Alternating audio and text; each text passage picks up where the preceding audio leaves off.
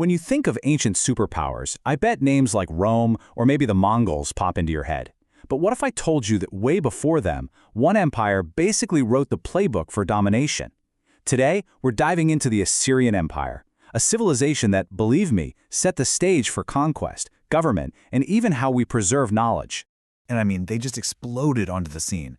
They started as this small kingdom in northern Mesopotamia, and then, boom, they forged an empire so massive it totally changed what power even meant in the ancient world.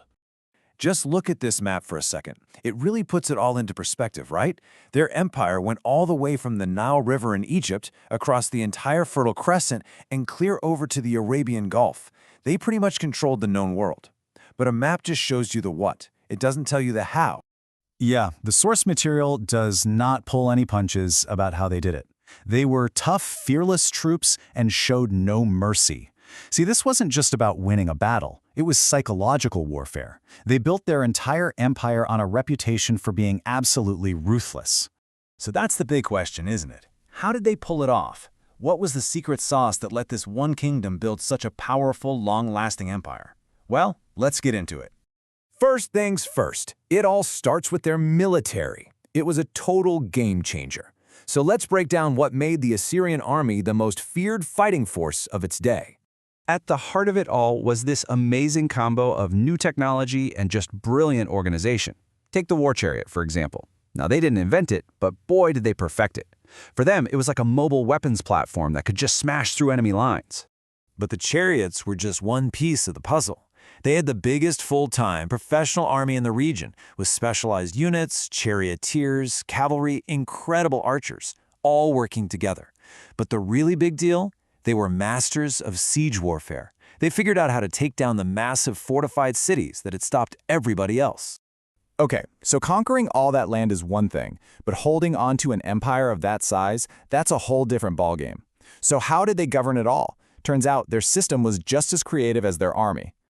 The entire system revolved around one single, all-powerful person, the king. And he wasn't just some political leader. With a title like King of the Universe, you can bet he was seen as the god's chosen man on earth. His authority was absolute, no questions asked.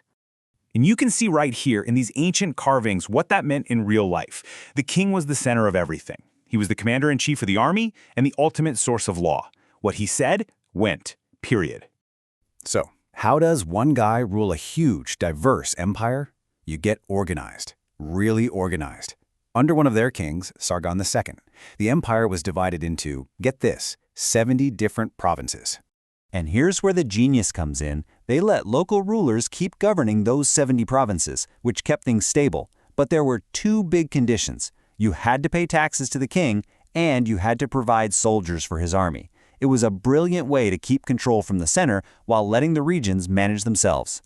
So, we have this picture of a fearsome army and a super efficient government. It's easy to just think of the Assyrians as this, machine of war and administration. But is that the whole story? Was there more to this empire than just conquest? Let's peel back that layer and look at the other side of the empire, their culture. Because at the same time Assyrian soldiers were knocking down city walls, their artists were building a legacy in stone that was meant to blow your mind. These two images, side by side, they tell the whole story, don't they? On one hand, you've got the relentless war machine, and on the other, the incredible arts and grand palaces they were creating.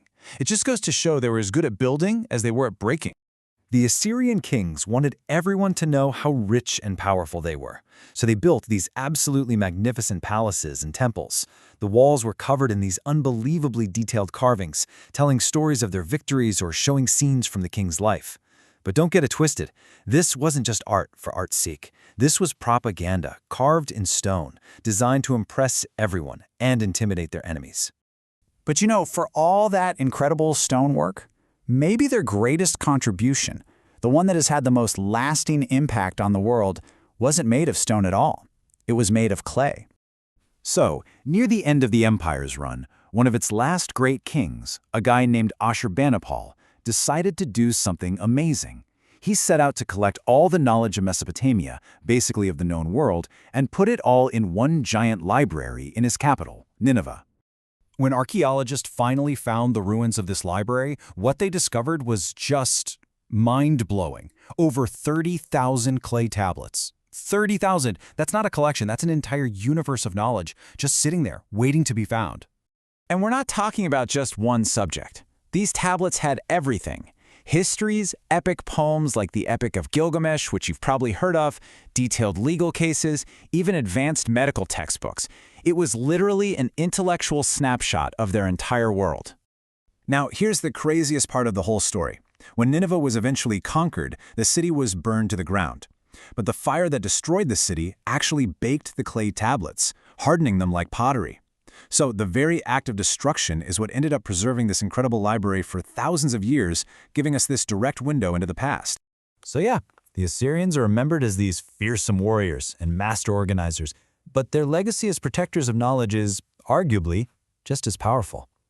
And it leaves you with this incredible thought: how much of ancient history, how many of the stories and ideas that are the foundation of our world would be completely gone, lost to us forever, if this library of clay had just turned to dust?